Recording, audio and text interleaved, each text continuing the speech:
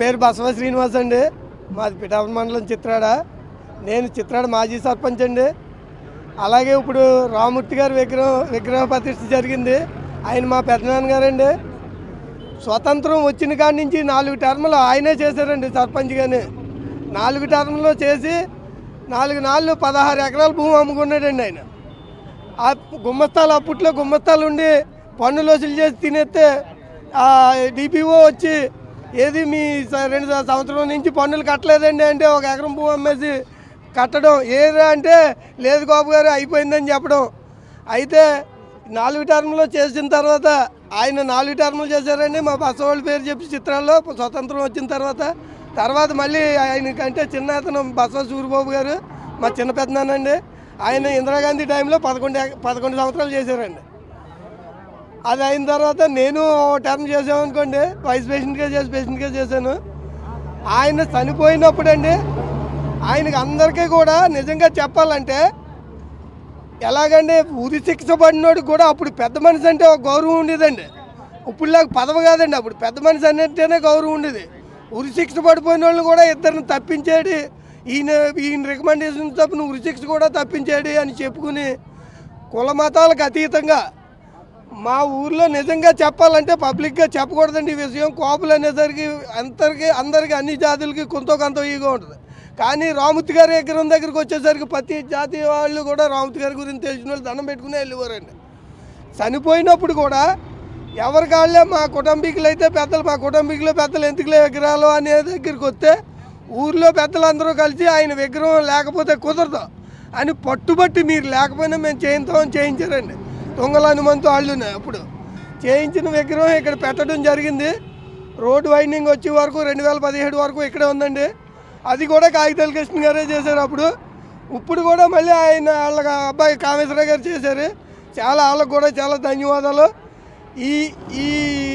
ఈ ఆయన చేసిన సేవని ఊరి ప్రజలందరూ ఇప్పుడు మేమే కాదండి, మా బస్సు వాళ్ళే కాదు, అన్ని రకాల కులాలు అన్ని మతాల వాళ్ళు కూడా వచ్చారండి ఇక్కడికి.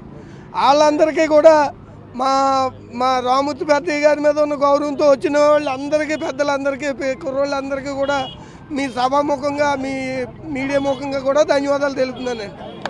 రామూర్తి గారు అనేటటువంటి వ్యక్తి స్వతంత్రం వచ్చిన దగ్గర నుంచి సర్పంచ్గా చేయటమే కాకుండా స్వతంత్రానికి ముందు కూడా ఆయన ఏంటని చెప్పడం ఉమ్మడి మద్రాసు రాష్ట్రంగా ఉన్నప్పుడు అక్కడికి కూడా వెళ్ళి ఆ అసెంబ్లీలో కూర్చుని కూడా ఆయన వాడరో గోపాలకృష్ణ గారి విగ్రహం పిఠాపురంలో ఉంది.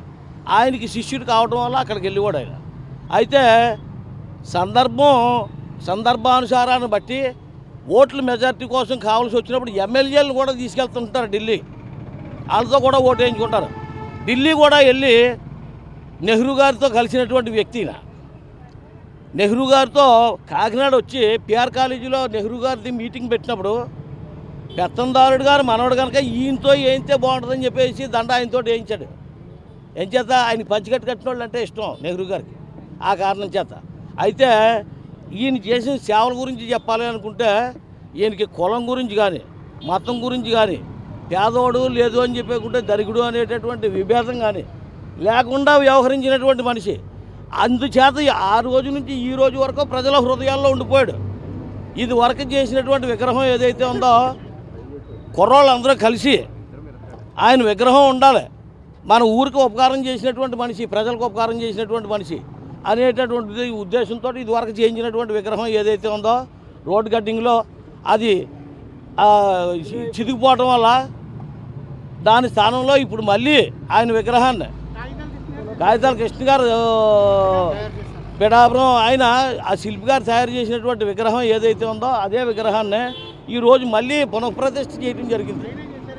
అది అనబట్టింది అని చేత ఏంటని చెప్పేసుకుంటే ఆయన హరిజనుడిని తీసుకొచ్చి తన పక్కలో పడుకోబెట్టినవాడు. అంటే మీకు పూర్తి వివరం తెలటం కోసం ఆయన ఇంటి దగ్గర భోజనం చేసేవాడు. ఆయన హరిజనులు వచ్చి ఆయన ఇంటి దగ్గర ఆయనతో భోజనం చేసి ఆయన పక్కన పడుకునేవాడు. ఆయన ఆ రోజుల్లోనే లేదు, స్వతంత్రానికి ముందు లేదు ఆయనకి ఈ కులమత వర్గ విభేదం అనేటటువంటిది. అటువంటి మనిషి, ఆ కారణం చేత ఆయన్ని ఇక్కడ పెట్టడం జరిగింది. మళ్ళీ ప్రజల మనిషి కాబట్టి.